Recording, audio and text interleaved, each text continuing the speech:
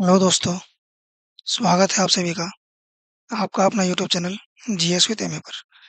आज हम लोग बहुत ही महत्वपूर्ण एक टॉपिक डिस्कस करेंगे जो कि है वाइस प्रेसिडेंट से रिलेटेड। वाइस प्रेसिडेंट के बारे में हम लोग पूरी तथ्य जानेंगे, यानी कि करंट तथ्य और जो स्टैटिक तथ्य है सब जानेंगे। तो इस टॉपिक को मैंने 2 भाग में डिवाइड किया है, 2 हिस्सों में भागा है। कैसे? पहले तो हम लोग करंट चीज़ को जानेंगे, उसके बाद हम लोग स्टैटिक चीज़ को जानेंगे। ये टॉपिक आज लेने का मतलब कुछ ख़ास है। ये टॉपिक इस क्लास को आज लेने का एक ख़ास मकसद है। ये मकसद ये है कि हाल ही में हम लोगों का जो वाइस प्रेसिडेंट है, जो जगदीप धनखड़ जी है, उन्होंने रिज़ाइन किया है। कब किया है? 21 जुलाई को। 21 जुलाई को किया है। तो पहले तो हम लोग उसके बारे में जानेंगे कि इन्होंने क्यों रिज़ाइन किया, इसका ऑफ़िशियल वजह क्या है, कारण क्या है?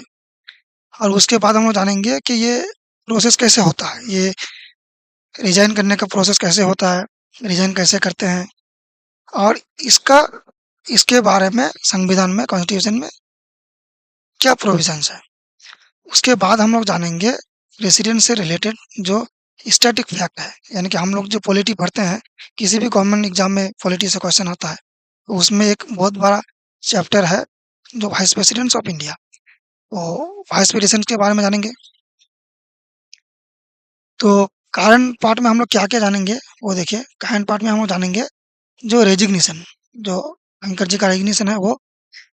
उसके बाद उसके बारे में थोड़ा बहुत जानेंगे, जो वो चौधरी जो हम लोग का वाइस प्रेसिडेंट था और उसका ऑफिशियल रीज़न क्या है रेजिग्नेशन देने का। उसके बाद ये कैसे हुआ, किस प्रोसेस से हुआ ये।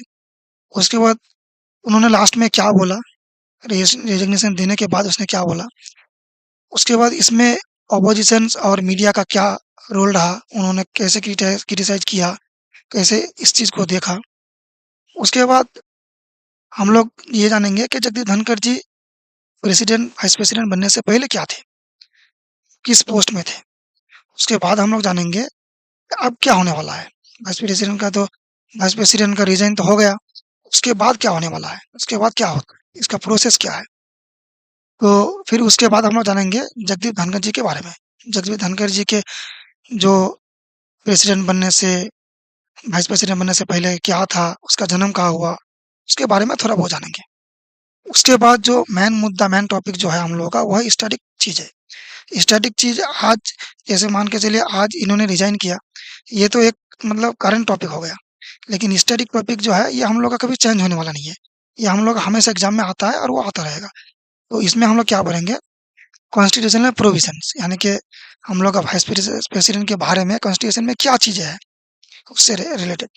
उसके बाद उसका पोजीशन क्या होता है, सिग्निफिकेंस उसका जो ओहदा होता है वो क्या होता है। उसके बाद इसका इलेक्शन कैसे होता है, वाइस प्रेसिडेंट का इलेक्शन कैसे होता है, उसके बारे में जानेंगे। उसके बाद जानेंगे वाइस प्रेसिडेंट बनने के लिए उसका एलिजिबिलिटी क्राइटेरिया क्या होता है, यानी कि उसका योग्यता, योग्यता क्या होना चाहिए। उसके बाद हम लोग देखेंगे इसका टर्म एंड वैकेंसी, यानी कि ये कितने दिन के लिए अपॉइंट होते हैं। उसके बाद ये क्या कर सकते हैं, ये इसका वैकेंट होने के बाद क्या होगा, कैसे इसका प्रोसेस चलेगा। उसके बाद इसका वैकेंट होने पे इसका जो काम है ये कौन सँभालेगा, इसके बारे में जानेंगे। उसके बाद जो है वाइस प्रेसिडेंट का जो फंक्शन है, यानी कि इसका काम क्या होता है, वो जानेंगे। इसका पावर क्या होता है, वो जानेंगे। उसके बाद जानेंगे कुछ इम्पोर्टेंट फैक्ट इसके बारे में, वाइस प्रेसिडेंट के बारे में। उसके बाद हम लोग जानेंगे क्या, कुछ इम्पोर्टेंट आर्टिकल्स, वाइस प्रेसिडेंट के बारे में कुछ इम्पोर्टेंट आर्टिकल्स है, जो कि 63 से लेके 70 तक है, वो सब जानेंगे। उसके बाद हम लोग जानेंगे जो हम लोग का आज तक का वाइस प्रेसिडेंट है, यानी कि ये 14वीं वाइस प्रेसिडेंट थे। तो इसके अलावा तो इसके अलावा भी और भी 13 वाइस प्रेसिडेंट होंगे।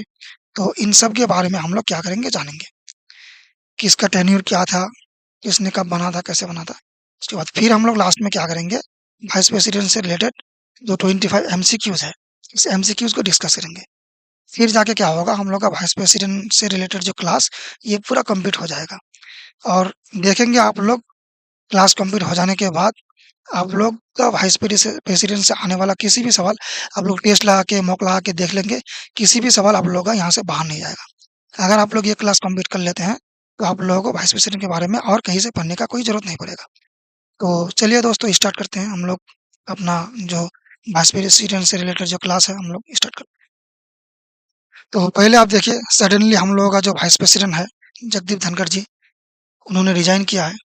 तो ये इन्होंने जो रिज़ाइन किया है, इसका जो टेन्यूर है वो स्टार्ट हुआ था अगस्त का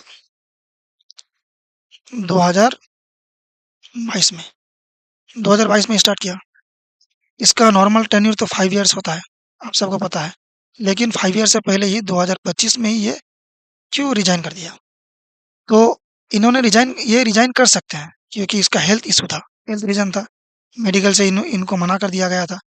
तो ये कर सकते हैं संविधान के आर्टिकल 67/ए के तहत। तो आर्टिकल 67/ए ये प्रावधान है इसमें, ये बोलता है कि किसी भी वाइस प्रेसिडेंट अगर किसी हेल्थ इश्यू या किसी और अन्य कारण से वाइस प्रेसिडेंटशिप का पोस्ट नहीं चला सकता है, तो वो क्या कर सकते हैं, वो अपने से जाके रिज़ाइन कर सकते हैं। तो इन्होंने सबमिट किया कब? 21 जुलाई को 21 जुलाई 2025 को रिज़ाइन किया। इश्यू क्या था? इश्यू था हेल्थ इश्यू, मेडिकल इश्यू। तो नेक्स्ट देखते हैं चलिए। जगदीप धनखड़ जी प्रेसिडेंट कब बने थे? वो प्रेसिडेंट बने थे अगस्त का 2022 को। इसका जो इलेक्शन हुआ था, वाइस प्रेसिडेंट ऑफ इंडिया का जो इलेक्शन हुआ था 2022 को, वो हुआ था 17 जुलाई को। 17 जुलाई को हुआ था। लेकिन प्रेसिडेंट का जो ओथ लिया था इन्होंने, तो वो अगस्त में लिया था। 2022 का अगस्त में लिया था। इन्होंने डिफीट किया था किसको? इन्होंने डिफीट किया था मार्गरेट आल्वा, जो कांग्रेस का एक कैंडिडेट था। कांग्रेस का एक कैंडिडेट था वाइस प्रेसिडेंट के लिए, इन्होंने भी मतलब नॉमिनेट किया था, नॉमिनेशन किया था। तो इनको हरा के इन्होंने जगदीप धनखड़ जी ने वाइस प्रेसिडेंट हुआ था। इस ये इन्होंने कितने वोटों से हराया था? लगभग इनका जो वोट मिला था 74.37% लगभग वोट मिला था इनको। तो बहुत बड़ा मार्जिन से जीता था इन्होंने। ये इतना बड़ा मार्जिन था कि 1992 से पहले 1992 के बाद इतना मार्जिन से कोई भी वाइस प्रेसिडेंट नहीं हुआ। तो 1992 के बाद ये पहला वाइस प्रेसिडेंट है जिन्होंने इतने मार्जिन से क्या किया है, वाइस प्रेसिडेंट बना था। चलिए नेक्स्ट पॉइंट देखते हैं। तो इसका ऑफिशियल रीजन क्या था? रिजाइन करने का जो ऑफिशियल रीजन था, तो हम लोग पहले भी देख चुके, फिर भी एक बार देख लेते हैं। इसका हेल्थ रीजन था, हेल्थ से रिलेटेड रीजन था। इनको डॉक्टर के द्वारा जो है रेस्ट का बात बोला गया था, तो इनको रेस्ट चाहिए, इसीलिए इन्होंने क्या किया, जाके प्रेसिडेंट से मिला और प्रेसिडेंट से मिलके इन्होंने अपना रिजाइन कर दिया। तो इसका जो इशू था, ये क्वेश्चन में आ सकता है कि वाइस प्रेसिडेंट ऑफ इंडिया जो रिजाइन किया हाल ही में, उसका इशू क्या था, क्या वजह था? रीजन था, तो रीजन था हेल्थ इशू। चलिए नेक्स्ट देखते हैं। ये कैसे हुआ, यानी कि ये प्रोसेस कैसे हुआ? ऐसा तो नहीं कि वो मन में किया और जाके कर दिया, ऐसा नहीं। तो ये करने के लिए उसको कुछ प्रोसेस से गुजरना पड़ता है। तो उन्होंने क्या किया, हमारे जो ऑनरेबल प्रेसिडेंट है द्रौपदी मुर्मू जी, द्रौपदी मुर्मू जी को उन्होंने गया, जाके राष्ट्रपति भवन में जाके उनको एक लेटर थमा दिया। हाथ में उसका एक लेटर दे दिया कि मैं अब नहीं चला सकता वाइस प्रेसिडेंट का पोस्ट, आप इसको देख लीजिए, तो मैं अपना रिजाइन दे रहा हूँ। तो इन्होंने गया था उसके पास का 9 बजे, 9 बजे रात को गया था। 21 जुलाई को, ये हम लोग देख लिए हैं पहले ही। 21 जुलाई को वो गया था रात का 9 बजे। फिर आधा घंटा जाके उनसे बात उत किया। फिर जाके वो क्या किया, 9 बजे 25 मिनट में क्या कर दिया, उसका अपना रिजाइन जो लेटर था, जो रेजिग्नेशन जो लेटर था, उन्होंने प्रेसिडेंट के हाथ में थमा दिया। वो मतलब ये इतना अचानक हुआ कि खुद प्रेसिडेंट भी सरप्राइज हो गए, खुद प्रेसिडेंट भी सोच में पड़ गए कि ये अचानक ऐसा क्यों हुआ, क्योंकि इसका पहले से कोई मालूमात नहीं था, पहले से कोई जानकारी नहीं था, पहले से नहीं बताया गया था कि हम लोग क्या करेंगे। जगदीप धनखड़ जी ने नहीं बताया था, जगदीप धनखड़ जी ने पहले से नहीं बताया था कि मैं रिजाइन देने वाला हूँ। वो अचानक जाके क्या किया, रिजाइन दे दिया। तो चलिए देखते हैं। तो रिज़ाइन देने के बाद उसका मैसेज क्या रहा, उसने क्या कहा कि मैं रिज़ाइन दे रहा हूँ, उसके बाद तो कुछ ना कुछ तो बोलेंगे। तो लास्ट में जाके उन्होंने बोला कि मैं थैंकफुल हूँ, मैं बहुत शुक्रगुज़ार हूँ किसका? प्रेसिडेंट का, जो हमारे ऑनरेबल प्रेसिडेंट द्रौपदी मुर्मू जी हैं उनका। उसके बाद हम लोग का जो ऑनरेबल प्राइम मिनिस्टर है नरेंद्र मोदी जी उनका, और काउंसिल ऑफ मिनिस्टर का, यानी कि जो हम लोग का पार्लियामेंट में जितने भी मिनिस्टर्स हैं, सारे मिनिस्टर्स का वो आभारी है। ये बताया, और बताया कि मुझे इतना प्रिविलेज यानी कि इतना सुविधा और इतना अच्छे से अपना पोस्ट चलाने में सहायता करने के लिए, और मैं चला पाया, इसके लिए मैं आप सबसे के पास आभारी हूँ, और मैं अपना पोस्ट जो है वो रिजाइन करता हूँ। तो ये बोल के उन्होंने क्या किया, रिजाइन कर दिया।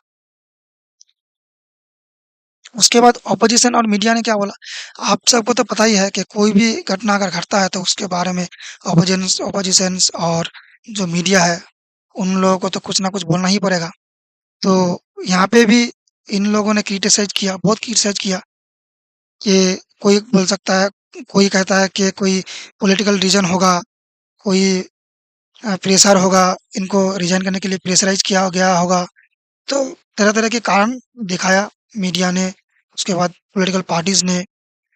तो और इन लोगों का डाउट है कि मानसून का जो पहला दिन है, मानसून सेशन का जो पहला दिन है, इसी दिन को इन्होंने क्यों मतलब ये कर दिया, रिजाइन कर दिया, और वो भी पहले से कोई वार्निंग नहीं, कुछ नहीं, पहले से कुछ बताया नहीं।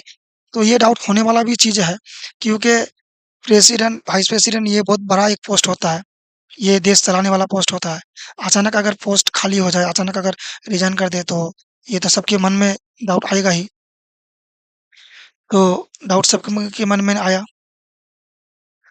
तो फिर जाके बहुत क्रिटिसाइज़ हुआ, हर पार्टी, हर मीडिया ने क्रिटिसाइज़ किया, किसी ने अच्छा बताया, किसी ने बुरा बताया।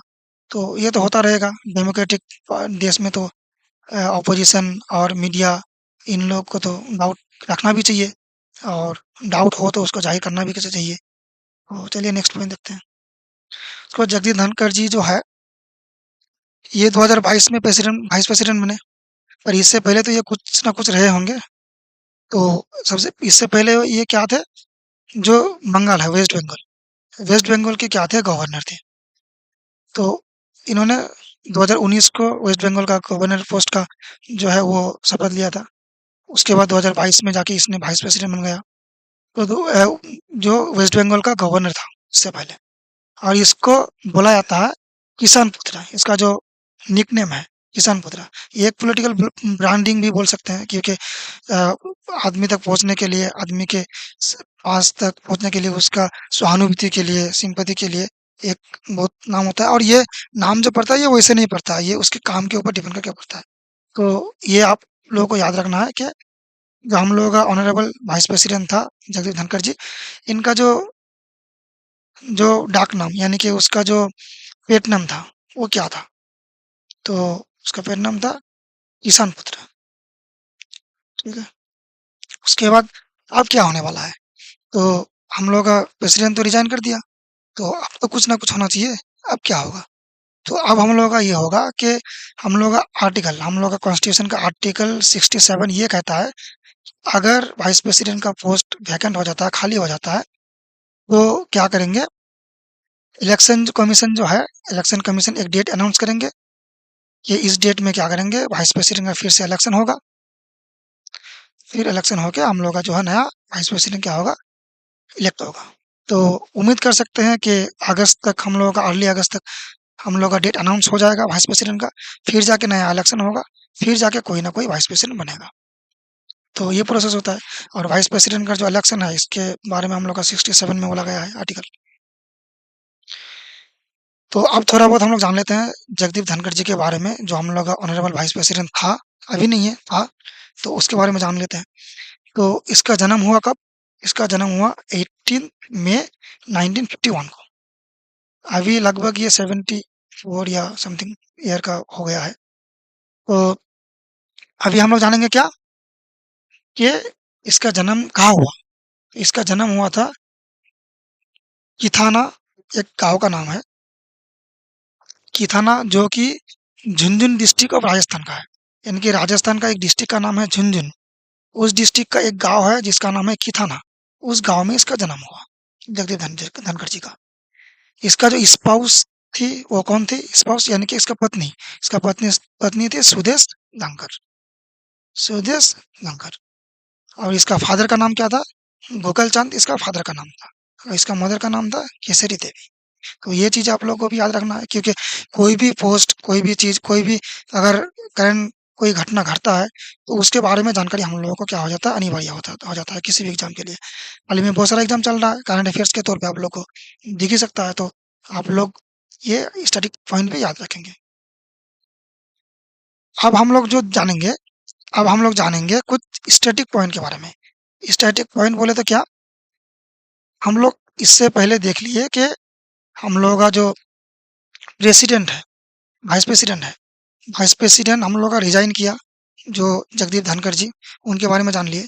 अब हम लोग क्या जानेंगे कि ये वाइस प्रेसिडेंट का पोस्ट जो होता है, हम लोग का कॉन्स्टिट्यूशन में जो ये वाइस प्रेसिडेंट का पोस्ट होता है, ये क्या पोस्ट होता है?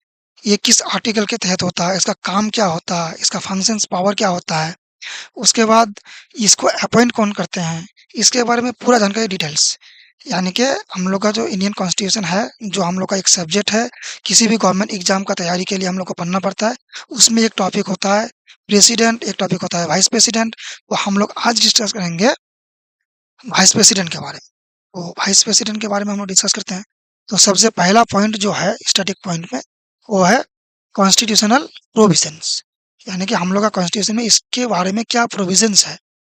तो सबसे पहला पॉइंट हम लोग देखते हैं कि संविधान का जो आर्टिकल 63 से लेकर 70 तक, यानी कि आर्टिकल 63 से लेकर 70 तक, ये जो 7 आर्टिकल है, 7-8 आर्टिकल है, ये सारे 7-8 आर्टिकल में हम लोग का वाइस प्रेसिडेंट के बारे में बताया गया है। ठीक है? वाइस प्रेसिडेंट का किसी में ओथ के रिलेटेड बताया गया है, किसी में इलेक्शन से रिलेटेड बताया गया है, किसी में उसका पावर एंड फंक्शंस के बारे में बताया गया है। तो ये 63 से लेकर 70 तक हम लोग को बताया गया है। और ये वाइस प्रेसिडेंट जो है, ये कॉन्स्टिट्यूशन का कितने पार्ट में आता है? कितने नंबर पार्ट में आता है? तो ये पार्ट 5 में आता है। और ये यूनियन लिस्ट में आता है। और ये चैप्टर कितने नंबर में आता है? चैप्टर 1 में आता है। चैप्टर 1, चैप्टर 2, ऐसा करके 4-5 चैप्टर है हम लोग का पार्ट 5 में। पार्ट 5 का ये वो प्रथम चैप्टर में जो पहला चैप्टर है, उसी में आता है हम लोगों का वाइस प्रेसिडेंट से रिलेटेड। तो ये क्लियर हो गया। तो नेक्स्ट देखते हैं।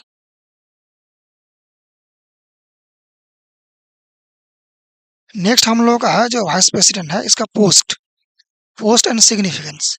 यानी कि वाइस प्रेसिडेंट का हम लोग का जो पोस्ट है, ये क्या है? मतलब इसका रैंक क्या है? तो आप सबको पता है कि हम लोगों का इंडिया का जो रैंक 1 है, पोस्ट रैंक 1 है जो, तो रैंक 1 है प्रेसिडेंट का। प्रेसिडेंट का 1 है। और सेकंड रैंक है हम लोगों का किसका? वाइस प्रेसिडेंट का। Vice president. तो आप लोग को ये याद रखना है कि हम लोगों का कॉन्स्टिट्यूशन का, यानी कि हम लोग का देश का जो सेकंड नागरिक है, सेकंड सिटीजन है, तो सेकंड सिटीजन कौन है? Vice president. तो वाइस प्रेसिडेंट हम लोग का क्या है? सेकंड हाईएस्ट कॉन्स्टिट्यूशनल ऑफिस है। ठीक है? तो इसका एक्ट क्या है? ये काम क्या करते हैं? किस हिसाब से काम करते हैं? तो ये काम करते हैं किस हिसाब से? Ex officio chairman of Rajya Sabha, यानी कि राज्यसभा का चेयरमैन के हिसाब से ये काम करते हैं। ठीक है? जो राज्यसभा को हम लोग काउंसिल ऑफ स्टेट भी बोलते हैं। राज्यसभा का 3 नाम है, काउंसिल ऑफ स्टेट, राज्यसभा, और एक नाम है अपर हाउस। अपर हाउस, इसको अपर हाउस बोला जाता है। ठीक है? और ये राज्यसभा जो है, ये राज्यसभा है हम लोग का परमानेंट बॉडी। हम लोग का लोकसभा जो है, लोकसभा हम लोगों का जो है वो टेम्पोररी बॉडी है। लोकसभा है टेम्पोररी बॉडी, यानी कि हर 5 साल के बाद लोकसभा खत्म हो सकता है, कि लेकिन राज्यसभा कभी खत्म नहीं होता। राज्यसभा परमानेंट रहता है। इसका टू थर्ड मेंबर जो है, वो 2 साल बाद क्या होता है? वो रिजाइन होता है, फिर उसके बाद नया आता है। लेकिन लोकसभा जो है वो एक ही बार में 5 साल के बाद खत्म हो जाता है, डिसॉल्व होता जाता है, उसके बाद फिर नया इलेक्शन होता है। तो हम लोग देखें क्या, ये राज्यसभा का जो चेयरमैन है, एक्स ऑफिशियो चेयरमैन, वो कौन है? वो है हम लोगों का वाइस प्रेसिडेंट। और वाइस प्रेसिडेंट का और क्या काम होता है? Acting president of acting as a president of the in the absence of health, resignation, removal और इलनेस ऑफ द प्रेसिडेंट। यानी कि जब प्रेसिडेंट एब्सेंस होंगे, जब प्रेसिडेंट एब्सेंस होंगे, तब उसके एब्सेंस में कौन काम करेंगे? वाइस प्रेसिडेंट काम करेंगे। वाइस प्रेसिडेंट काम करेंगे। ठीक है? तो हम लोगों को ये चीज़ याद रखना है।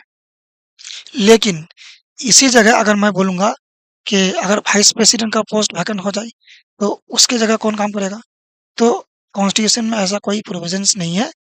वाइस प्रेसिडेंट का अगर पोस्ट खाली हो जाए, तो उसके लिए क्या करेंगे? इलेक्शन होंगे। इलेक्शन होके नया वाइस प्रेसिडेंट ये हो इलेक्ट होंगे, उसका काम कोई नहीं करेगा। ठीक है? तो ये चीज़ आप लोगों को याद रखना है। नेक्स्ट देखते हैं। नेक्स्ट है हम लोग का वाइस प्रेसिडेंट का इलेक्शन। वाइस प्रेसिडेंट जो हम लोग का इलेक्ट होता है, वाइस प्रेसिडेंट कैसे इलेक्ट होते हैं? वाइस प्रेसिडेंट के बारे में हम लोग क्या करेंगे? जानेंगे। तो वाइस प्रेसिडेंट इलेक्ट होने का, वाइस प्रेसिडेंट अपॉइंट होने का एक प्रोसेस होता है, एक यूनिक प्रोसेस होता है, जिस प्रोसेस का नाम होता है इलेक्टरल कॉलेज। यानी कि कुछ मेंबर्स होते हैं, कुछ मेंबर्स मिलके एक बॉडी रेडी करते हैं जो होता है इलेक्टोरल कॉलेज। इस इलेक्टोरल कॉलेज के तहत क्या होता है? इलेक्शन होता है, फिर जाके क्या होता है? वो अपॉइंट होते हैं। जैसे प्रेसिडेंट जैसे हम लोग का इलेक्ट होता है इलेक्टोरल कॉलेज के तहत, उसी हिसाब से हम लोग का क्या होता है? वाइस प्रेसिडेंट भी इलेक्ट होता है। जैसे हम सबको पता है कि प्रेसिडेंट और वाइस प्रेसिडेंट दोनों ही हम लोग का क्या होता है? इनडायरेक्टली इलेक्ट होता है। इनडायरेक्टली, इनडायरेक्टली, इनडायरेक्टली होता है। यानी कि हम पीपल, हम आम आदमी इन लोगों को क्या करते हैं? इलेक्ट नहीं करते हैं।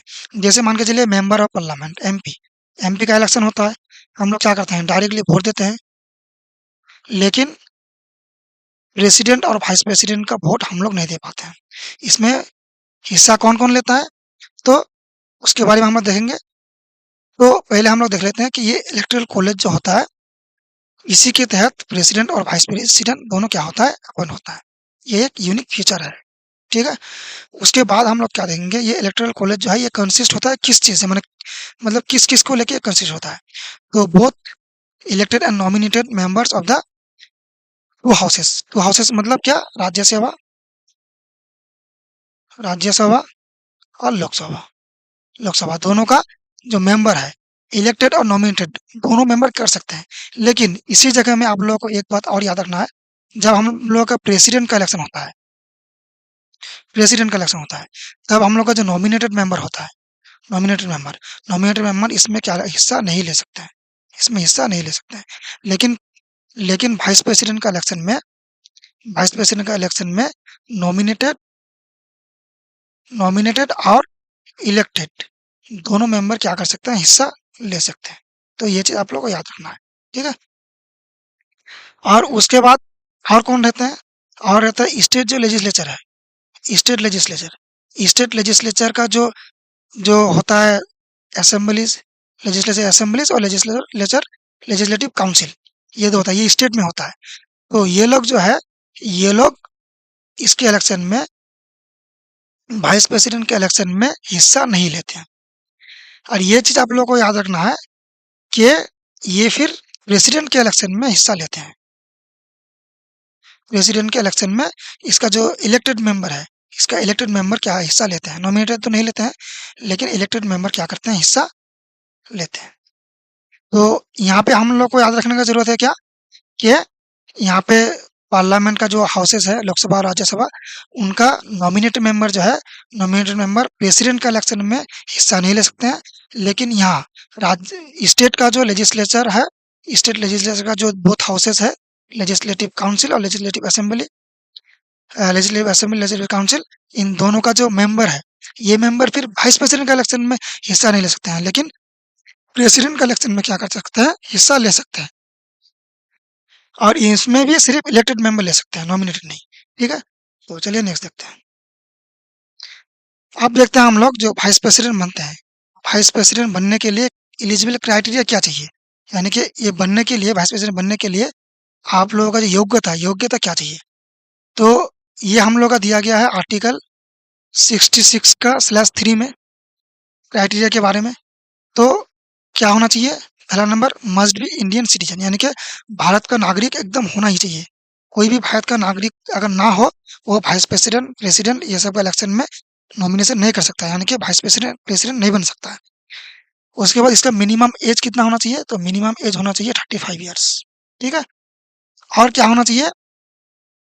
इसको राज्यसभा का मेंबर होने का योग्यता होना चाहिए, यानी कि ये इसका क्वालिफिकेशन होना चाहिए कि ये राज्यसभा का मेंबर हो सके, या फिर ये राज्यसभा का मेंबर है ऑलरेडी, तो ये हो सकता है। या फिर राज्यसभा मेंबर अगर नहीं भी है, तो उसको पहले प्रेसिडेंट होने के बाद उसको राज्यसभा का मेंबर होना पड़ेगा। उसके लिए 6 मंथ का टाइम दिया जाएगा। 6 मंथ के अंदर उसको क्या करना पड़ेगा? राज्यसभा का मेंबर होना पड़ेगा। और क्या कर सकते हैं? क्या होना चाहिए? ये किसी भी प्रॉफिट, यानी कि जिससे प्रॉफिट आता है गवर्नमेंट का, इस ऐसा कोई पोस्ट जिससे कोई प्रॉफिट आता है, स्टेट गवर्नमेंट का हो या सेंट्रल गवर्नमेंट का हो, ऐसा किसी भी पोस्ट में वो नहीं रह सकते हैं, उस पोस्ट को होल्ड नहीं कर सकते हैं। यहाँ पे एक चीज मैं और एक भी बता दूं कि जो वाइस प्रेसिडेंट होता है, वाइस प्रेसिडेंट वाइस प्रेसिडेंट होने से पहले, before vice president before vice president ये किसी भी पार्टी का, किसी भी पॉलिटिकल पार्टी का, ये किसी पॉलिटिकल पार्टी का मेंबर हो सकता है, किसी पॉलिटिकल पार्टी का ये मेंबर हो सकता है। लेकिन जब जब भी वो वाइस प्रेसिडेंट का के लिए नॉमिनेट किया, या वाइस प्रेसिडेंट का जो इलेक्शन है वो जीत लिया, तो उसको क्या करना पड़ेगा? इस ये जो पॉलिटिकल पार्टी का जो मेंबर है, ये मेंबरशिप उसको क्या करना पड़ेगा? त्यागना पड़ेगा। यानी कि वाइस प्रेसिडेंट बनने से पहले तो वो रह सकते हैं किसी पॉलिटिकल पार्टी का मेंबर, लेकिन अगर वो जब बन जाते हैं वाइस प्रेसिडेंट या प्रेसिडेंट, उस वक्त वो क्या कर सकते हैं? और उस पार्टी का मेंबर नहीं रह सकते हैं। उसको इंडिविजुअल रहना पड़ेगा, उसको मतलब निरपेक्ष रहना पड़ेगा, न्यूट्रल रहना पड़ेगा, ठीक है? तो ये सब चीज़ें, ये सब बातें आप लोग को याद रखना है। नेक्स्ट देखते हैं। अब हम लोग देखेंगे क्या? टर्म एंड वैकेंसी, यानी कि वाइस प्रेसिडेंट का जो टर्म है, वो टेन्यूर कितना है? तो इसका जो टेन्यूर है, वो है 5 ईयर्स का, जो नॉर्मल टेन्यूर है। नॉर्मल टेन्यूर तो 5 ईयर्स का है, लेकिन ये चाहे तो री-इलेक्ट भी हो सकता है। मान के चलिए इसका 5 साल पूरा हो गया, तो 5 साल पूरा होने के बाद ये क्या कर सकते हैं? फिर से इलेक्ट हो सकते हैं। और भी क्या कर सकते हैं? मान के चलिए 5 साल इसका हुआ नहीं, उससे पहले इसको कुछ इश्यू आ गया, इसको कोई दिक्कत आ गया, तो उस वक़्त वो जाके क्या कर सकते हैं? रिज़ाइन भी कर सकते हैं। जैसे कि हम लोग का जगदीप धनखड़ जी किया। सॉरी। तो ये रिज़ाइन कर सकते हैं। तो ये हम लोग का संविधान में दिया गया है। और मान के चलिए वैकेंट हो गया, तो फिर क्या होगा? क्या इसका पोस्ट कोई सँभालेगा, इसका कोई काम करेगा? तो संविधान में ऐसा कुछ नहीं है। जब ये वैकेंट हो जाएगा, इसका जो मतलब रेजिग्नेशन लेटर है वो सबमिट कर देगा प्रेसिडेंट को। प्रेसिडेंट करने के बाद जब तक इसका कोई इलेक्शन नहीं हो जाता, जब तक कोई नया वाइस प्रेसिडेंट नहीं आ जाता, तब तक ये पोस्ट जो है ये वैकेंट ही रहेगा। ठीक है? तो इसका चार्ज कोई नहीं लेगा, इसका चार्ज खाली रहेगा। उसके बाद देखते हैं रिमूवल ऑफ प्रेसिडेंट, यानी कि प्रेसिडेंट जो है ये कैसे रिमूव होते हैं? मान के चलिए इन्होंने खुद से रेजिग्नेशन नहीं दिया, रेजिग्नेशन खुद से नहीं दिया, तो फिर कैसे होगा? मान के चलिए कि वाइस प्रेसिडेंट जो है वो अभी देश के लिए सूटेबल नहीं है, तो फिर क्या मतलब कैसे इसको रिमूव किया जाए? जैसे आप सबको पता है कि अगर प्रेसिडेंट को हम लोग को रिमूव करना होता है, तो उसके लिए हम लोग का एक प्रोसेस होता है, जिसको बोलते हैं हम लोग कि इम्पीचमेंट। इम्पीचमेंट। लेकिन वाइस प्रेसिडेंट के मामले में ये इम्पीचमेंट चीज़ जो नहीं है, इम्पीचमेंट चीज़ नहीं है। तो वाइस प्रेसिडेंट को कैसे रिमूव किया जा सकता है? अगर वाइस प्रेसिडेंट मान के चलिए किसी ऐसा व्यवहार देखा गया, या ऐसा कोई चीज़ देखा गया जो देश के लिए सही नहीं है, तो तब तो फिर उसको रिमूव करना भी ज़रूरी है ना? तो कैसे हम लोग रिमूव कर सकते हैं? तो संविधान का आर्टिकल 67/बी के तहत हम लोग क्या कर सकते हैं? एक रेज़ोल्यूशन पास कर सकते हैं। कहाँ पे? राज्यसभा में। क्योंकि ये राज्यसभा का चेयरमैन होता है, राज्यसभा का मेंबर होता है। तो हम लोग एक रेज़ोल्यूशन पास करेंगे, कहाँ? राज्यसभा में। जो क्या होगा? जो मेजॉरिटी, जो मेंबर राज्यसभा में प्रेज़ेंट होंगे, उसका जो मेजॉरिटी, यानी कि मान के चलिए अगर 500 मेंबर्स अगर है राज्यसभा में, तो अगर 251 मेंबर अगर इसका रिमूवल के लिए अगर सहमति देता है, तो ये रिमूव हो जाएगा। मान के चलिए अगर 249 अगर देते हैं तो ये रिमूव नहीं होंगे। तो मेजोरिटी बस एक वोट ज़्यादा चाहिए। बाकी दूसरे मामले में तो बहुत ज़्यादा टू थर्ड या बहुत ज़्यादा होता है, लेकिन इसके मामले में उतना नहीं है, बस मेजोरिटी होना चाहिए। और इसमें और एक चीज़ आप लोगों को याद रखना है कि ये 14 दिन पहले उनको नोटिस देना पड़ेगा। ये रेज़ोल्यूशन पास करने से पहले 14 दिन पहले उसको क्या करना पड़ेगा, नोटिस देना पड़ेगा कि हम लोग ये रेज़ोल्यूशन पास करने जा रहे हैं आपका रिमूवल का, ठीक है? तो राज्यसभा का मेंबर का क्या चाहिए, मेजोरिटी चाहिए, और लोकसभा का जो मेंबर है उन लोगों का भी क्या चाहिए, सम्मति चाहिए, ठीक है? और वाइस प्रेसिडेंट को जो रिजाइन करेंगे उसके लिए कोई तो इशू चाहिए कि किस कारण हम लोग ये करते हैं, मतलब किसके तहत हम लोग इसको रिमूव करते हैं। तो संविधान में ऐसा किसी भी कोई भी ग्राउंड नहीं दिया गया है कि इस ग्राउंड के तहत इनको रिमूव किया जा सकता है। जैसे प्रेसिडेंट के मामले में ये दिया गया है। प्रेसिडेंट के मामले में जैसे इम्पीचमेंट, इसके लिए अगर देश के प्रति गलत व्यवहार या कुछ ऐसा कुछ चीज़ें हैं उसमें लिमिटेड। लेकिन वाइस प्रेसिडेंट के तहत ऐसा संविधान में कोई ग्राउंड नहीं है कि जिसके तहत हम लोग क्या कर सकते हैं, वाइस प्रेसिडेंट को क्या कर सकते हैं, रिजाइन कर सकते हैं, रिमूव कर सकते हैं। ठीक है, ये सब चीज़ें आप लोगों को याद रखना है। तो अब हम लोग जानेंगे functions and powers of vice president, यानी कि वाइस प्रेसिडेंट का जो काम होता है, उसका फंक्शंस क्या होता है, उसका काम क्या होता है, उसके बारे में जानेंगे। और उसका पावर, इसके उसका क्षमता क्या होता है। तो सबसे पहला पॉइंट जो है ex officio chairman of Rajya Sabha, यानी कि वाइस प्रेसिडेंट जो है वो राज्यसभा का चेयरमैन है। तो ज़ाहिर-सी बात ये है कि राज्यसभा में जितने भी सेशंस होंगे, वो सब प्रिसाइड कौन करेंगे? वाइस प्रेसिडेंट ही करेंगे। तो राज्यसभा में जितने भी सेशंस होते हैं, सबको प्रिसाइड कौन करता है? Vice president. उसके बाद जो राज्यसभा है, राज्यसभा का जो डिसिप्लिन है, डिसिप्लिन को और डेकोरम को मेंटेन कौन करता है? वो भी वाइस प्रेसिडेंट ही करता है, क्योंकि ये राज्यसभा का चेयरमैन है। और एक चीज़ आप लोगों को याद रखना है कि राज्यसभा में कोई भी अगर बिल पास होता है, तो बिल पास करने के लिए तो वोटिंग होता है। तो वोटिंग में ये हिस्सा नहीं ले सकते, यानी कि ये वोट नहीं दे सकते। लेकिन एक कंडीशन में ये वोट दे सकते हैं, जब टाई अप हो जाए। जब टाई अप हो जाए, यानी कि टाई अप मतलब क्या? मान के चलिए 2 कैंडिडेट है, ए और बी। 2 कैंडिडेट मतलब क्या? 2 2 दल है, 2 पार्टी, क्योंकि राज्यसभा में, लोकसभा में तो ऑपोजिशन होते हैं और एक रूलिंग पार्टी होते हैं। तो मान के चलिए किसी भी बिल पास होने में, मान के लिए टोटल 250 सीट्स है, 250 मेंबर्स है। तो 250 मेंबर्स में अगर दोनों को डिवाइड कर देते हैं तो कितना होता है? 125 इधर और 125 इधर। तो ऐसा होता है। मान के चलिए अगर दोनों तरफ टाई हो जाए, बराबर हो जाए, तब जाके क्या कर सकते हैं, वाइस प्रेसिडेंट एक किसी को वोट देके उसको, हो सकता है कि बिल को पास करवा सकते हैं या बिल को खारिज करवा सकते हैं। तो जब भी टाई अप होता है तभी ये वोट दे सकते हैं, उसके अलावा ये वोट नहीं दे सकते। उसके बाद इसका काम क्या होता है? एक्ट एज़ प्रेसिडेंट, यानी कि कॉन्स्टिट्यूशन का आर्टिकल 65 के तहत अगर प्रेसिडेंट का illness, absence absence, illness, removal, death, यानी कि वाइस प्रेसिडेंट किसी भी तरह से, किसी भी हाल में अगर काम में नहीं आ पाते हैं, उसका कोई वजह होता है, तो उस हालत में वाइस प्रेसिडेंट ही प्रेसिडेंट का रोल प्ले करते हैं। तो वाइस प्रेसिडेंट का रोल होता है प्रेसिडेंट के तौर पे कब? जब प्रेसिडेंट काम में नहीं आ सकते। लेकिन ये काम ये सिर्फ़ 6 मंथ तक ही कर सकते हैं। 6 मंथ के अंदर क्या करना पड़ेगा इसको? फिर नया जो प्रेसिडेंट है अपॉइंट करना पड़ेगा। जब तक प्रेसिडेंट इलेक्ट नहीं हो जाता, तो ये सिर्फ़ क्या कर सकते हैं, 6 महीने तक क्या कर सकते हैं, मैक्सिमम 6 महीना इसके प्रेसिडेंट का रोल प्ले कर सकते हैं। ठीक है? तो नेक्स्ट देखते हैं फिर। अब हम लोग जानेंगे वाइस प्रेसिडेंट के बारे में, हम लोग का पूरा तथ्य हो गया, स्टैटिक तथ्य। अब हम लोग कुछ ऐसे पॉइंट हैं जो उन टॉपिक में, उन पॉइंट में नहीं आते हैं। तो इन सब चीज़ों को, इन सब पॉइंट को हम लोग क्या करेंगे, अलग से डिस्कस करेंगे। तो इन सब को मैंने लिख रखा है, other important points about vice president of India. VPI का मतलब होता है वाइस प्रेसिडेंट ऑफ इंडिया। तो सबसे पहला हम लोग जो जानेंगे वो है ओथ, यानी कि शपथ। वाइस प्रेसिडेंट का जो शपथ है, वो शपथ किसके द्वारा एडमिनिस्टर किया किया जाता है, यानी कि शपथ लेता कौन है? वो किसके पास शपथ लेते हैं? तो प्रेसिडेंट के पास। और ये कहाँ कहाँ है? संविधान का आर्टिकल नंबर 69 में। यानी कि आर्टिकल 69 के तहत वाइस प्रेसिडेंट का शपथ समारोह होता है। इसका सैलरी कितना होता है?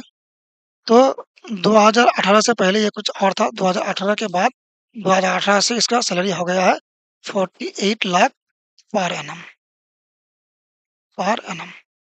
तो ये पर एनम यानी कि पर ईयर 48 लाख, और महीने का इतना होता है 4 लाख, यानी कि 12 12 4 48, तो ये 4 लाख पर मंथ होता है, ठीक है? और ये एक चीज़ आप लोगों को याद रखना रखना ज़रूरी है कि वाइस प्रेसिडेंट का जो सैलरी होता है, इसका जो पेमेंट होता है, इसका 50 से 60% जो है, वो इनको भाता के तौर पे, यानी कि पेंशन के तौर पे इनको मिलता है। बाकी जो है 40 से 50% वो मिलता है उनको सैलरी के रूप में। और वो भी जो सैलरी मिलता है इनको, तो इनको chairman of chairman of Rajya Sabha से के भी हिसाब से मिलता है। यानी कि वाइस प्रेसिडेंट के तौर पे इसको कोई सैलरी नहीं मिलता। इसको सैलरी मिलता है चेयरमैन ऑफ राज्यसभा के हिसाब से, ठीक है? यहाँ पे लिख दिया है मैंने, vice president receive salary as chairman of Rajya Sabha, not as vice president, यानी कि वाइस प्रेसिडेंट के तौर पे नहीं, चेयरमैन के तौर पे। उसके बाद तीसरा नंबर पॉइंट क्या है कि vice president of India can be A member of polity, ये मैंने डिस्कस कर चुका है इससे पहले, ये पॉइंट। ये वाइस प्रेसिडेंट ऑफ इंडिया किसी भी पॉलिटिकल पार्टी का मेंबर हो सकता है, लेकिन जब तक वो वाइस प्रेसिडेंट नहीं है तब तक। वाइस प्रेसिडेंट बन जाने के बाद इसको क्या करना पड़ेगा, इस पद को क्या करना पड़ेगा, त्यागना पड़ेगा। यानी कि ये पॉलिटिकल पद को क्या करना पड़ेगा, त्यागना पड़ेगा, ठीक है? और वो किसी पॉलिटिकल पार्टी का मेंबर नहीं बन सकता। उसके बाद 4 नंबर पॉइंट क्या बोलता है कि first vice president of India कौन था? वो सर्वपल्ली राधाकृष्णन था, डॉक्टर सर्वपल्ली राधाकृष्णन, जिसके नाम पे हम लोग टीचर्स डे मनाते हैं। तो ये था हम लोग का पहला वाइस प्रेसिडेंट। और यहाँ पे एक पॉइंट और भी है, ये सर्वपल्ली राधाकृष्णन के से रिलेटेड, क्या है कि ये पहला पर्सन है जिन्होंने 2 बार क्या हुआ, इलेक्ट हुआ वाइस प्रेसिडेंट के लिए। वाइस प्रेसिडेंट 2 बार इसने चलाया, 2 बार वाइस प्रेसिडेंट के लिए इलेक्ट हुआ सर्वपल्ली राधाकृष्णन ने। इसके बाद और कोई भी ऐसा नहीं है जो 2 बार इलेक्ट हुआ हो, ठीक है? नेक्स्ट 6 नंबर पॉइंट हम लोग देखते हैं। 6 नंबर पॉइंट में क्या है, डॉक्टर सर्वपल्ली राधाकृष्णन एक ऐसा वाइस प्रेसिडेंट है, वाइस प्रेसिडेंट था, जिन्होंने क्या किया था, बाद में प्रेसिडेंट भी बना था, सबसे पहला। यानी कि ऐसा तो बहुत सारा प्रेसिडेंट है, वाइस प्रेसिडेंट है, जिन्होंने बाद में प्रेसिडेंट बना, वाइस प्रेसिडेंट से बाद में प्रेसिडेंट बना। लेकिन सर्वपल्ली जी ये पहला वाइस प्रेसिडेंट है जिन्होंने वाइस प्रेसिडेंट के बाद प्रेसिडेंट बना, ठीक है? उसके बाद देखिए यहाँ पे, यहीं पे आप देख सकते हैं कि V V. Giri was the only Indian vice president who resign from his post to contest the presidential election. यानी कि जो वाइस प्रेसिडेंट रहते हैं, वो तो एक ही साथ में 2 पोस्ट नहीं चला सकते हैं, वाइस प्रेसिडेंट और प्रेसिडेंट। तो ऐसा कोई पोस्ट, ऐसा कोई व्यक्ति जिन्होंने वाइस प्रेसिडेंट था, वाइस प्रेसिडेंट रहते हुए वो प्रेसिडेंट बनने के लिए क्या किया, वाइस प्रेसिडेंट का जो पोस्ट है उसको रिज़ाइन किया। तो प्रेसिडेंट बनने के लिए वाइस प्रेसिडेंट का पोस्ट जो रिज़ाइन किया था, वो किसने किया था? वी.वी. गिरी ने, ठीक है? 8वां नंबर पॉइंट जो है वो क्या है? वाइस प्रेसिडेंट, यानी कि कुछ वाइस प्रेसिडेंट यहाँ पे है, जिन्होंने क्या किया, later elected as president of India, यानी कि पहले तो वाइस प्रेसिडेंट था, पहले वाइस प्रेसिडेंट था, लेकिन बाद में जाके इन्होंने क्या बना, प्रेसिडेंट बना। तो ऐसा कुछ प्रेसिडेंट है, तो 1-2 प्रेसिडेंट तो नहीं, कुछ प्रेसिडेंट है।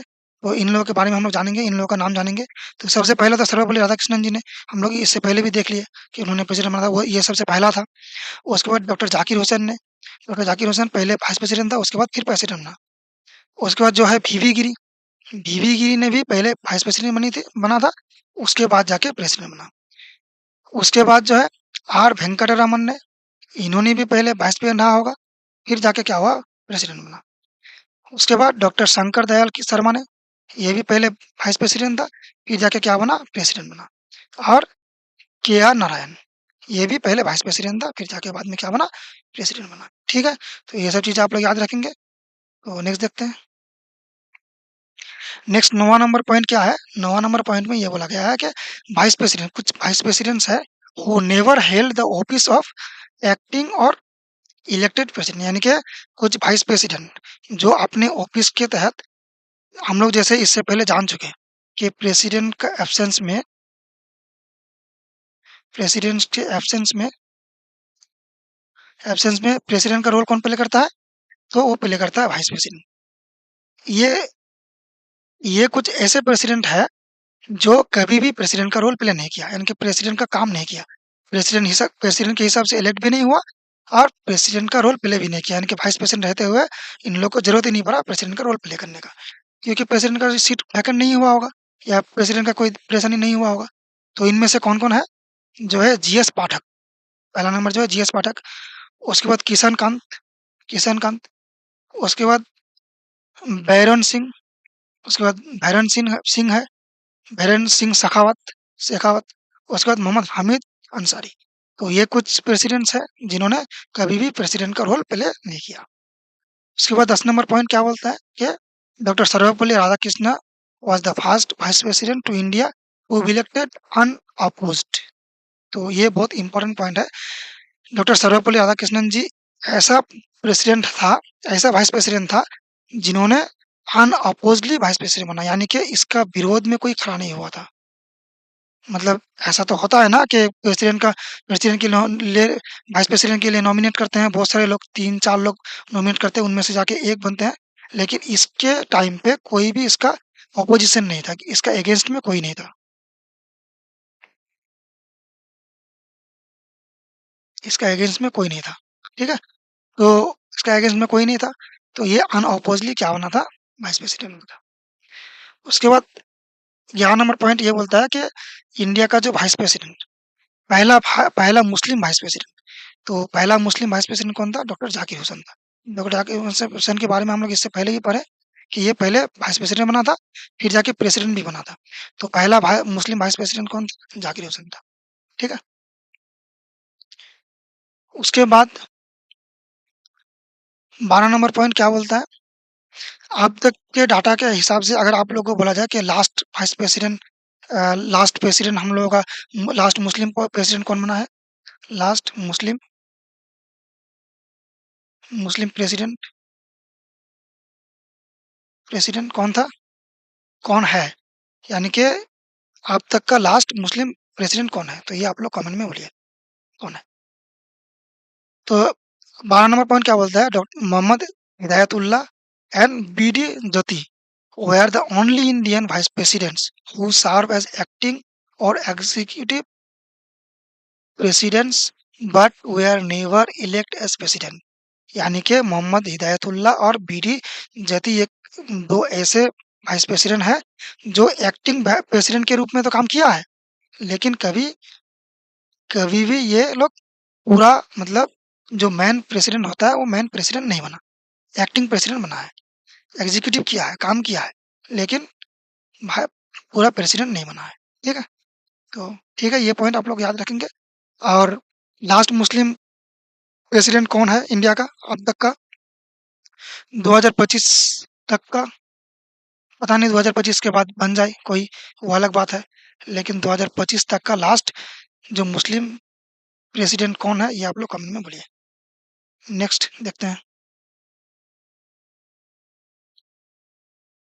नेक्स्ट हम लोग देखेंगे, तो अब हम लोग डिस्कस करेंगे क्या?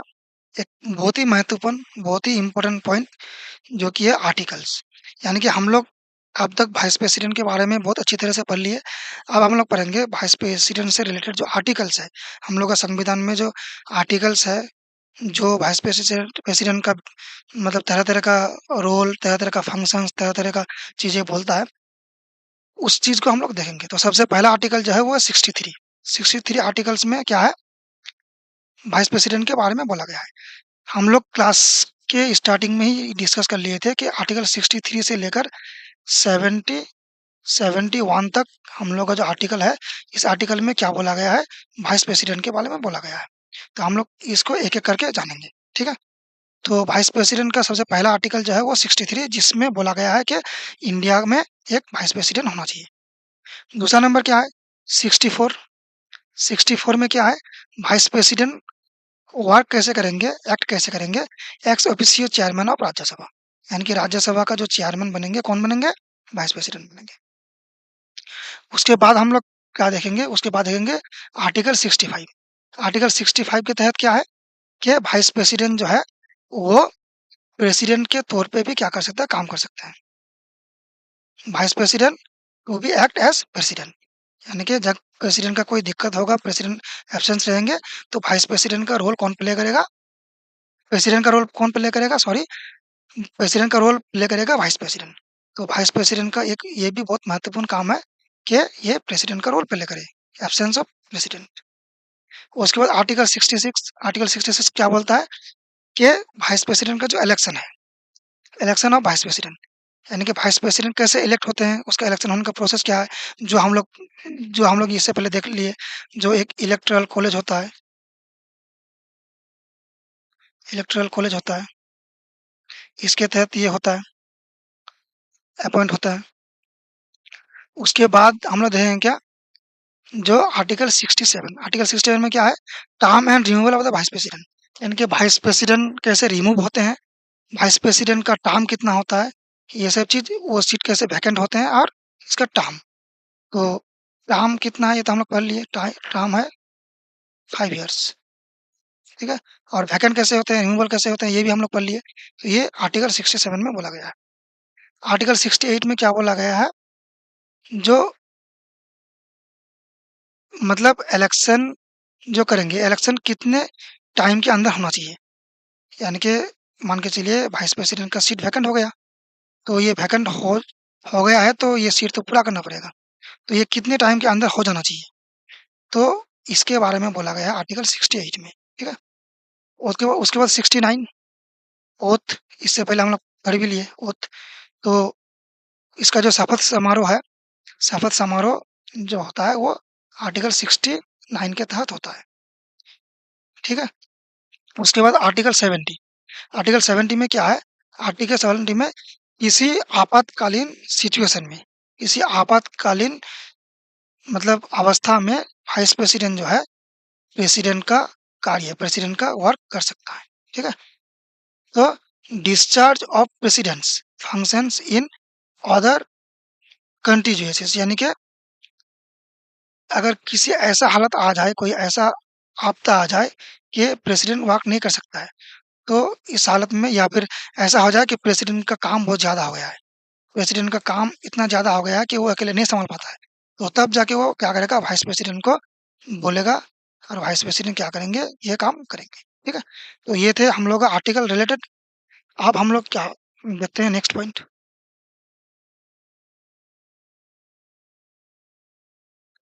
तो नेक्स्ट पॉइंट हम लोग का और भी बहुत ज़्यादा इम्पोर्टेंट है, ये खास करके एसएससी का एग्जाम में बहुत ज़्यादा सवाल आता है इससे। जो पुराने हम लोग का वाइस प्रेसिडेंट है, यानी कि आज तक का हम लोग का कितना प्रेसिडेंट बन चुका था, 14th, यानी कि हम लोग का जगदीप धनखड़ जी का रिजाइन करने के बाद अब जो नए प्रेसिडेंट बनेंगे, वो हम लोग का बनेंगे क्या, 15th वाइस प्रेसिडेंट बनेंगे। इससे पहले हम लोग का 14th बन चुका। तो आज तक का 14 जो वाइस प्रेसिडेंट है, यानी कि 14 जो हम लोग का वाइस प्रेसिडेंट है, ये सारे 14 वाइस प्रेसिडेंट के बारे में हम लोग थोड़ा संक्षिप्त में जानेंगे। पहला नंबर जो है हम लोग का वाइस प्रेसिडेंट, वो है डॉक्टर सर्वपल्ली राधाकृष्णन। तो डॉक्टर सर्वपल्ली राधाकृष्णन, उसका जो टर्म था वो 13 मई 1952, यानी कि 1952 से लेकर 1962 तक, कितना साल हुआ, 10 साल हुआ, यानी कि 10 साल, इससे ज्यादा दिन अब तक कोई भी वाइस प्रेसिडेंट नहीं रहा है, सबसे ज्यादा टेन्यूर इसी का है। तो 1952 से लेकर 1962 तक, ठीक है। उसके बाद 2 नंबर पे क्या है, डॉक्टर जाकिर हुसैन। डॉक्टर जाकिर हुसैन हम लोग का दूसरा प्रेसिडेंट था, जो कि हम लोग का फर्स्ट मुस्लिम वाइस प्रेसिडेंट था। बाद में ये प्रेसिडेंट भी बना था। तो ये कब था, 13 मई 1962 से लेकर 12 मई 1967 तक। तो कितना साल रहा, 5 साल, यानी कि ये कंप्लीट टर्म 5 साल इन्होंने रहा। और ये बाद में प्रेसिडेंट भी बना, और ये फर्स्ट मुस्लिम वाइस प्रेसिडेंट था, ये आप लोगों को पता ही है, ठीक है। मैं एक बार कलर चेंज कर लेता हूँ, क्योंकि ये कलर पहले से दिया हुआ है, तो मैं ये कलर चेंज कर लेता हूँ। ये कौन सा कलर नहीं दिया हुआ इनमें से,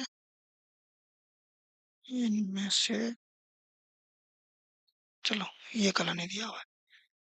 तो ये क्या है कि आप, हम लोग देखेंगे तीसरा नंबर पॉइंट में क्या है, तीसरा नंबर पॉइंट में ये है कि वराहगिरी घंटा का गिरी, यानी कि वीवी गिरी, हम लोग शॉर्ट फॉर्म में जिनको जानते हैं वीवी गिरी। तो वीवी गिरी तीसरा नंबर हम लोग का वाइस प्रेसिडेंट था। ये 13 में 1967 से लेकर 3 में 1969 तक था, यानी कि सिर्फ 2 साल था। ठीक है, सिर्फ 2 साल से कुछ दिन, 2-4 दिन कम ही होगा। और इन्होंने रिजाइन किया था किस लिए? प्रेसिडेंशियल इलेक्शन के लिए। इससे हम लोग पहले भी देख चुके हैं इसको, कि ये प्रेसिडेंट का इलेक्शन लड़ने के लिए क्या किया था, रिजाइन किया था। ठीक है,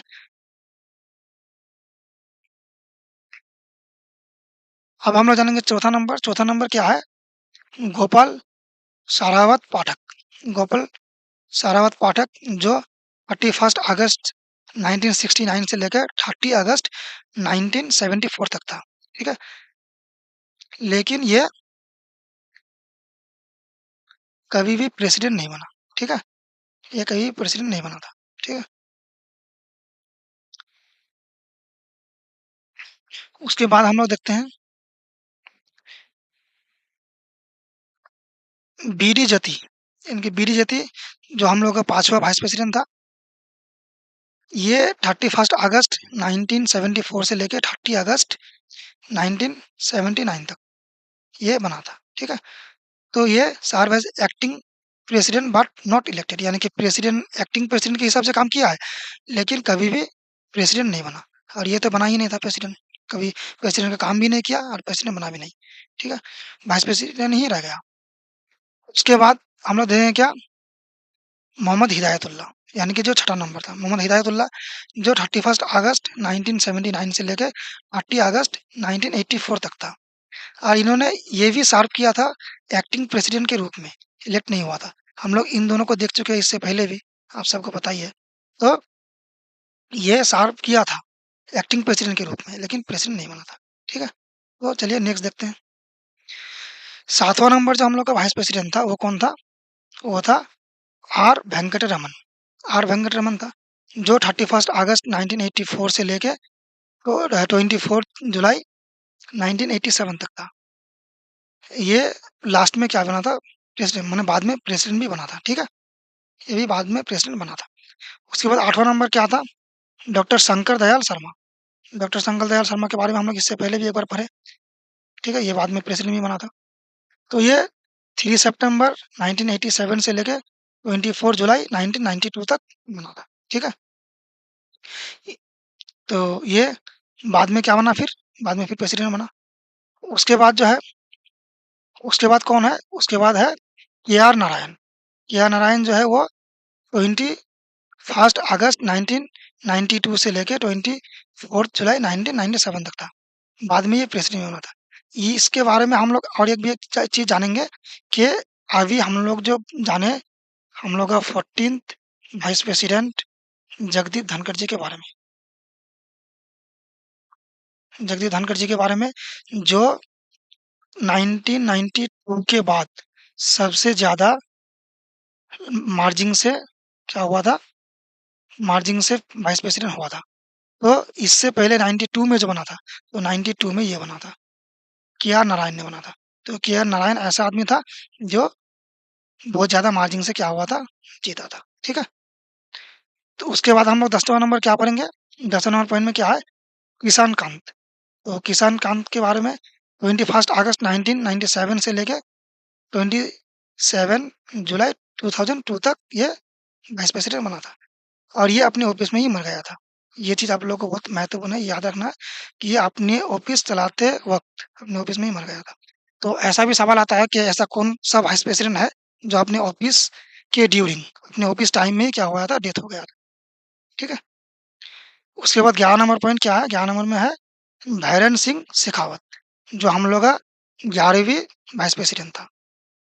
ये कब से लेकर कब तक था? 19 अगस्त 2002 से लेकर 21 जुलाई 2007 तक था। ये कॉन्टेस्ट किया था प्रेसिडेंशियल इलेक्शन के लिए, लेकिन ये हार गया था। मतलब ये प्रेसिडेंट नहीं बना। प्रेसिडेंट के लिए इलेक्शन तो लड़ा था, लेकिन प्रेसिडेंट नहीं बन पाया। उसके बाद 12 नंबर पॉइंट हम लोग क्या जानेंगे? मोहम्मद हामिद अंसारी। मोहम्मद हामिद अंसारी, जो हम लोग का 12 नंबर जो ये था, वाइस प्रेसिडेंट था, उसके बारे में, जो 11 अगस्त 2007 से लेके 10th अगस्त 2017 तक था। यानी कि 10 साल, ठीक है? 10 साल ये भी था, 10 साल सर्वपल्ली राधाकृष्णन जी भी था, लेकिन उसका कुछ दिन कई दिन ज़्यादा होगा, ठीक है? तो इसी हिसाब से वो ज़्यादा हो जाएँगे, नहीं तो साल के हिसाब से अगर देखेंगे तो ये भी उतना ही था, ठीक है? तो हामिद अंसारी जो सर्व 2 फुल टर्म्स 10 साल यानी कि पूरा 2 साल, 2 टर्म इन्होंने क्या किया था? सर्व किया था, ठीक है? 13 नंबर हम लोग क्या देखेंगे? 13 नंबर एम वेंकैया नायडू, जो इससे पहले हम लोग का जो अभी हाल ही में रिज़ाइन किया जगदीप धनखड़ जी, उनसे पहले जो थे 11 अगस्त 2017 से लेके सॉरी तो एम वेंकैया नायडू कब से कब तक था? 11 अगस्त 2017 से लेके 10th अगस्त 2022 तक था, जो फॉर्मर यूनियन मिनिस्टर भी था वेंकैया नायडू जी ने।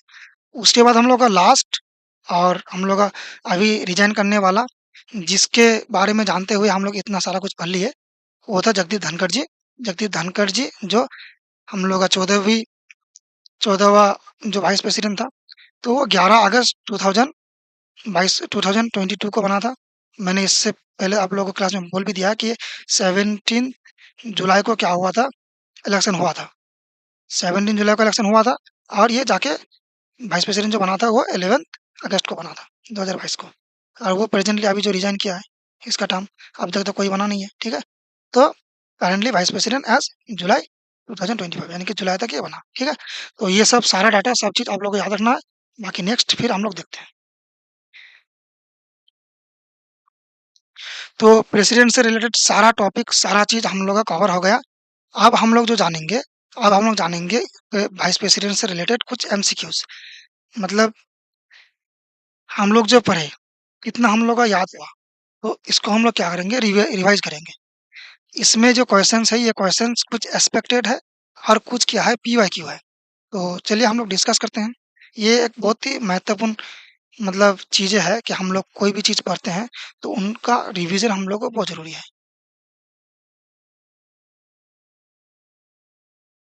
तो रिवीजन के तौर पे हम लोग क्या करेंगे? एमसीक्यू को डिस्कस करेंगे, ठीक है? चलिए स्टार्ट करते हैं। तो सबसे पहला जो हम लोग का क्वेश्चंस है वो है कि राज्यसभा का जो एक्स ऑफिशियो चेयरमैन यानी कि राज्यसभा का चेयरमैन के तौर पे कौन काम करता है? तो आप सबको पता है, हम लोग पढ़ चुके हैं कि वाइस प्रेसिडेंट जो है वो राज्यसभा का चेयरमैन के तौर पे काम करता है। Next, the vice president of India is elected by which method, यानी कि कौन सा मेथड है जिस मेथड के तहत क्या होता है वाइस प्रेसिडेंट जो है वो इलेक्ट होते हैं। तो एक बहुत ही यूनिक जो मेथड है, सिंगल ट्रांसफरेबल वोट, यानी कि ये मेथड कैसा होता है? ये ऐसा होता है, मान के चलिए 3 कैंडिडेट है तो 3 बैलेट होगा। आपको क्या करना है? आपको प्रायोरिटी देना है। आप अगर आप अगर इस कैंडिडेट को फर्स्ट प्रायोरिटी देते हैं तो आपको यहाँ पे 1 देना पड़ेगा। इसको सेकंड प्रायोरिटी दे इसमें 2, तो इसमें 3।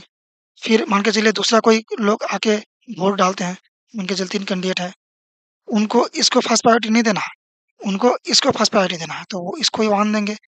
इसको अगर इसको अगर सेकंड प्रायोरिटी देना है तो इसको सेकंड देंगे, इसको थर्ड देंगे। तो इसमें इस तरह से एक ट्रांसफरेबल जो है सिंगल ट्रांसफरेबल जो वोट मेथड है, इसके तहत क्या होता है हम लोग का जो वाइस प्रेसिडेंट है वो इलेक्ट होता है और इसी तहत हम लोग का प्रेसिडेंट भी इलेक्ट होता है, ठीक है? वो ठीक है, ये पॉइंट आप लोग को याद रखना है। नेक्स्ट देखते हैं। नेक्स्ट है हम लोग का संविधान का कौन-सा आर्टिकल है जो वाइस प्रेसिडेंट से डील करता है? हम लोग इससे पहले आर्टिकल बहुत सारा पढ़ लिए, तो हम लोग का जो आर्टिकल 63 है, वो हम लोग का वाइस प्रेसिडेंट के बारे में क्या करता है? बोलता है।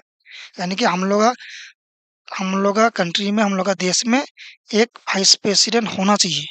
ये चीज़ बोलता है हम लोग का संविधान का आर्टिकल 63, ठीक है? नेक्स्ट।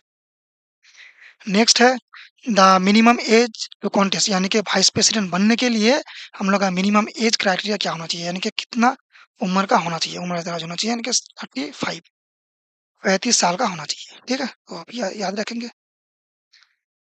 और मैक्सिमम एज का कोई लिमिट नहीं है यहाँ पे, ठीक है? मैक्सिमम कोई लिमिट नहीं है, मिनिमम 35। नेक्स्ट। नेक्स्ट हम लोग पढ़ेंगे कि हम लोग का जो वाइस प्रेसिडेंट है, who was the first vice president of independent India, यानी कि हम लोग का स्वाधीन भारत का सबसे पहला वाइस प्रेसिडेंट कौन था? तो वो डॉक्टर सर्वपल्ली राधाकृष्णन था। हम लोग ये पढ़ चुके हैं इससे पहले, ठीक है? तो हम लोग का सबसे पहला जो वाइस प्रेसिडेंट था सबसे पहला वाइस प्रेसिडेंट था हम लोग का डॉक्टर सर्वपल्ली राधाकृष्णन। ठीक है?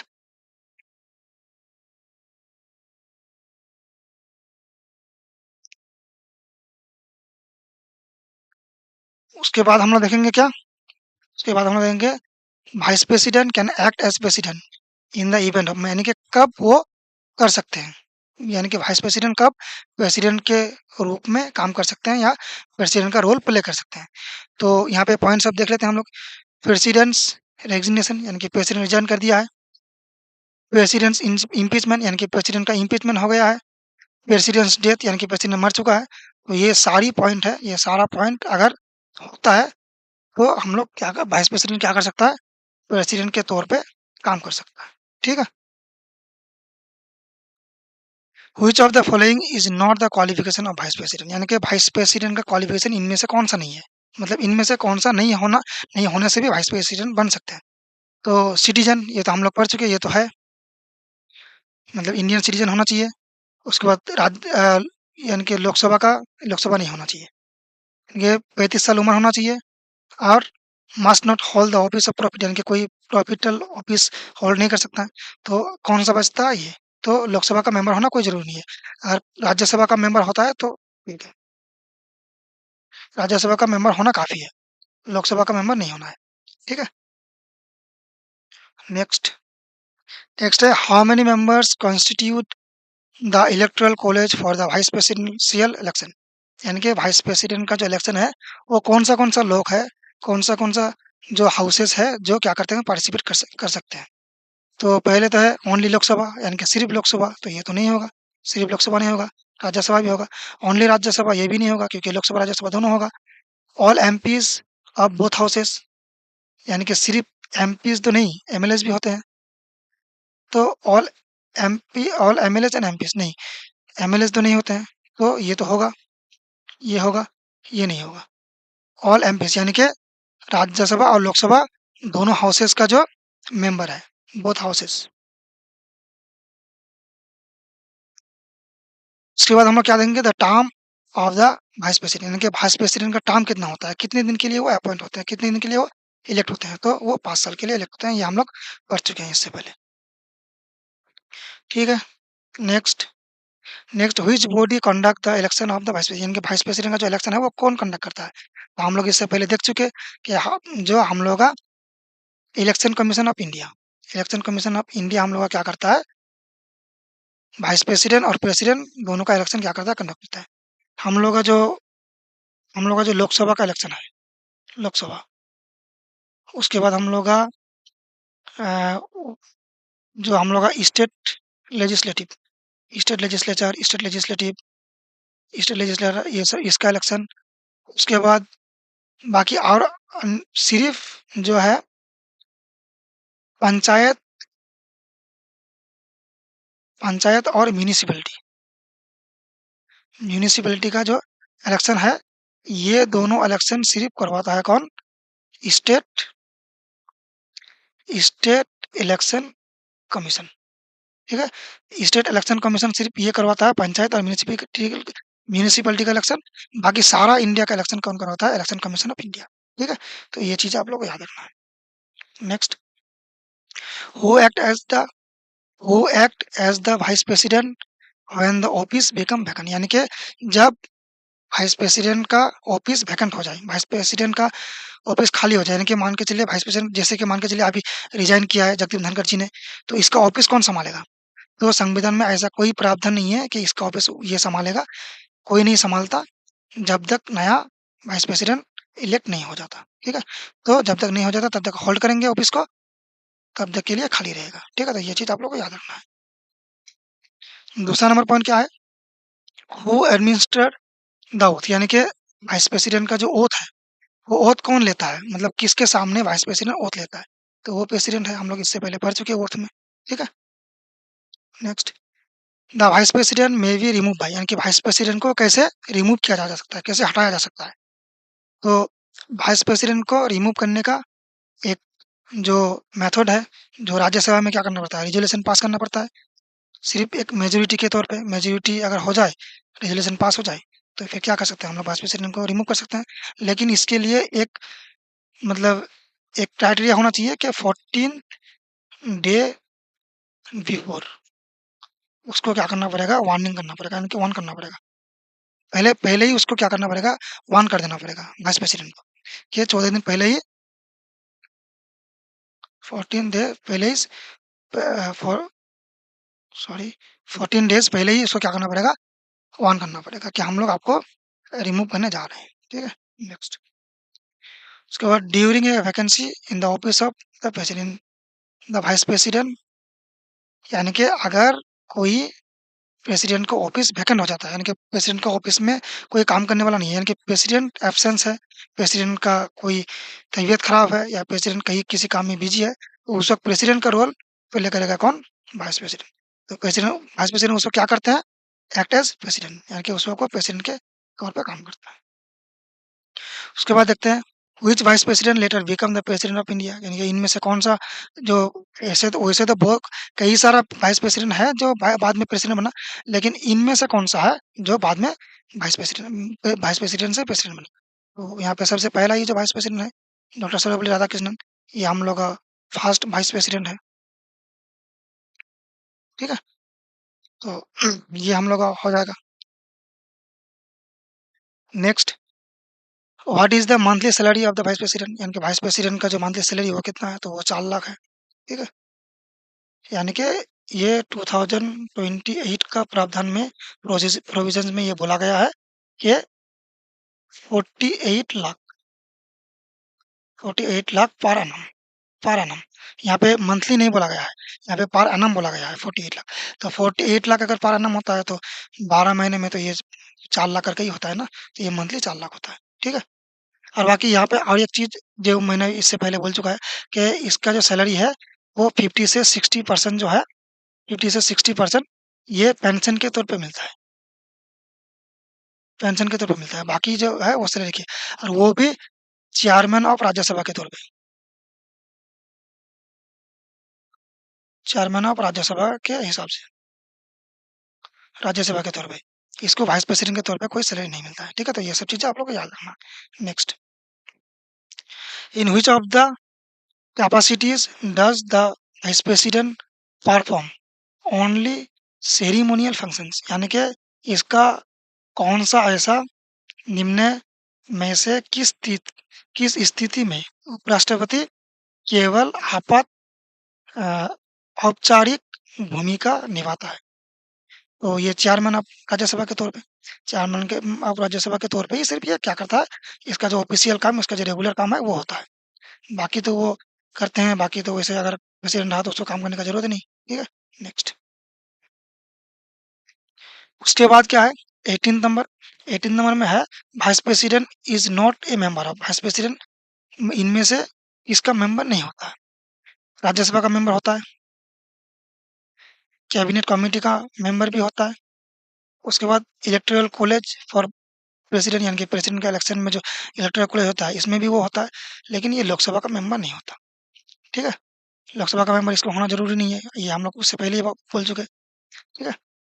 उसके बाद नेक्स्ट क्या है, which of the following vice president serve for 2 consecutive term, यानी कि लगभग 2 consecutive टर्म, यानी कि एक टर्म कंप्लीट हो गया फिर दोबारा टर्म उसी को चुना गया। तो ये कौन है, हामिद अंसारी, मोहम्मद हामिद अंसारी। ठीक है? नेक्स्ट देखते हैं who is the only vice president to die in office, यानी कि इसमें से कौन सा वाइस प्रेसिडेंट है जो अपनी ऑफिस के दौरान, अपनी ऑफिस के टाइम में क्या हुआ था, मर गया था। तो वो क्या है, वो किसान कांत है। ठीक है? इसके बाद हम लोग क्या देखेंगे, नेक्स्ट देखेंगे 21 under which schedule is the oath of vice president mention, यानी कि वाइस प्रेसिडेंट का जो ओथ है वो किस शेड्यूल में इसको मेंशन किया गया है, तो ये थर्ड शेड्यूल में। ठीक है? ये थर्ड शेड्यूल में मेंशन किया गया है, द्वितीय अनुसूची में। उसके बाद देखेंगे who becomes acting president in absence of both president and vice president, यानी कि कौन एक्टिंग प्रेसिडेंट के तौर पे काम किया था जब प्रेसिडेंट और वाइस प्रेसिडेंट दोनों ही एब्सेंट थे, यानी कि प्रेसिडेंट भी नहीं था वाइस प्रेसिडेंट भी नहीं था। Sorry, sorry. Vice president, president अगर दोनों सीट ही वैकेंट हो जाए, तो उस वक़्त जो है वाइस प्रेसिडेंट का जो रोल है, वो कौन प्ले करेगा? प्रेसिडेंट अगर वैकेंट हो जाए, तो उसका रोल प्ले करता है कौन? Vice president.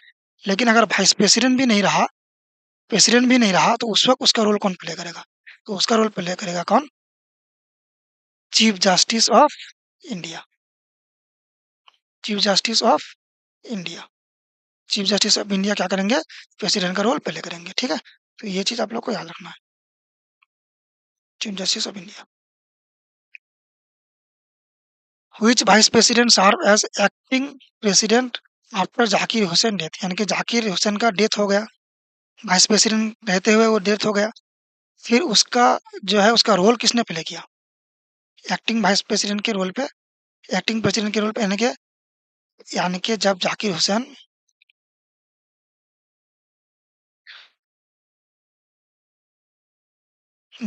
जब प्रेसिडेंट था, तब वाइस प्रेसिडेंट कौन था? तब वाइस प्रेसिडेंट था बी.डी. जत्ती, बी.डी. जत्ती। तो ज़ाहिर-सी बात है, अगर प्रेसिडेंट का सीट अगर वैकेंट हो जाएगा, तो उसका रोल कौन प्ले करेगा? Vice president. तो उस वक़्त वाइस प्रेसिडेंट कौन था? बी.डी. जत्ती, तो बी.डी. जत्ती ही प्ले करेंगे। तो ज़ाकिर हुसैन का जब एब्सेंट डेथ हो गया था, यानी कि प्रेसिडेंट रहते हुए उसका एब्सेंट डेथ हो गया था, तो उसका रोल प्ले किया था, एक्टिंग प्रेसिडेंट का रोल प्ले किया था किसने? बी.डी. जत्ती ने। ठीक है, नेक्स्ट देखते हैं। नेक्स्ट है, which of the following is true about the vice president, यानी कि वाइस प्रेसिडेंट के बारे में इनमें से कौन-सा सही है? कौन-सा कथन जो है सही है? ठीक है?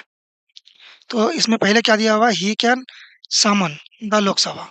वह लोकसभा को बुला सकता है, यानी कि लोकसभा को वो अपने मतलब सेशन के लिए बुला सकता है। तो ये तो लोकसभा का मेंबर है ही नहीं, तो ये बुलाएगा कैसे? नहीं बुला सकता। He can be remove by impeachment. ये इम्पीचमेंट के द्वारा रिमूव किया जा सकता है इसको, क्या इसके बारे में इम्पीचमेंट का कोई कोई प्रावधान ही नहीं है। इम्पीचमेंट हम लोग कर सकते हैं प्रेसिडेंट को। इम्पीचमेंट प्रोसेस प्रेसिडेंट को कर सकते हैं। इम्पीचमेंट हम लोग प्रेसिडेंट को कर सकते हैं, लेकिन वाइस प्रेसिडेंट को नहीं कर सकते। वाइस प्रेसिडेंट को नहीं कर सकते, ठीक है? इसको कर सकते हैं। तो ये भी नहीं होगा। उसके बाद he does not take part in voting of Rajya Sabha. ये राज्यसभा में वोटिंग के लायक मतलब राज्यसभा में जब वोट होता है, ये उसमें हिस्सा नहीं ले सकता। तो ये हो सकता है। He is elected for 6 years. तो ये तो 6 साल के लिए नहीं होता, ये तो 5 साल के लिए होता है। तो ये भी नहीं होगा। ये वोट दे सकता है, लेकिन ये हर वक़्त वोट नहीं दे सकता। कब दे सकता है? जब टाई अप हो जाए। जब टाई अप हो जाए, यानी कि 2 पार्टी में जब टाई अप हो जाए, यानी कि 50-50 हो जाए। 50-50 हो जाए, तब जाके ये क्या कर सकते हैं? वोट कर सकते हैं। ठीक है? नेक्स्ट। नेक्स्ट और लास्ट हम लोग का जो है क्वेश्चन वो, which of the following statement is not true regarding the vice president of India, यानी कि वाइस प्रेसिडेंट ऑफ इंडिया के तहत वाइस प्रेसिडेंट ऑफ इंडिया के बारे में इनमें से कौन-सा कथन जो है वो सही नहीं है। ठीक है? तो देखते हैं हम लोग। पहला नंबर पॉइंट है, यहाँ पे मैंने हिंदी नहीं लिया है, क्योंकि हिंदी अगर लेता तो स्लाइड में ये आता नहीं, बहुत छोटा हो जाता। इसलिए मैंने सिर्फ इंग्लिश में लिया है, और मैं आप लोगों को समझा दूँगा, आप लोग समझ जाएँगे। The vice president is the ex officio chairman of the Rajya Sabha. तो ये तो सही है। ये तो वाइस प्रेसिडेंट ऑफ इंडिया तो राज्यसभा का चेयरमैन हो सकता है। ये तो राज्यसभा का चेयरमैन के तौर पे ही काम करता है। The vice president is eligible to act as president during the absence of the chief justice of India. यानी तो ये तो गलत है। वाइस प्रेसिडेंट एक्टिंग प्रेसिडेंट के रूप में कब काम कर सकता है? जब प्रेसिडेंट एब्सेंट हो। जब प्रेसिडेंट एब्सेंस हो, तब जाके ये काम कर सकता है, एब्सेंस। लेकिन चीफ जस्टिस के एब्सेंस में उसका रोल प्ले करता है जो अ, जो सबसे अच्छा, यानी कि सबसे उम्र-दराज और सबसे एक्सपीरियंस जो जज होता है, जो मोस्ट मोस्ट एक्सपीरियंस जज होता है, को इसमें सुप्रीम कोर्ट में वही क्या कर सकता है? चीफ जस्टिस का रोल प्ले कर सकता है। वाइस प्रेसिडेंट नहीं कर सकता। ठीक है? तो ये तो गलत हो गया। तो यही हम लोग का आंसर होगा, गलत हो गया। बाकी पॉइंट देख लेते हैं। The vice president is elected by the members of both houses of parliament.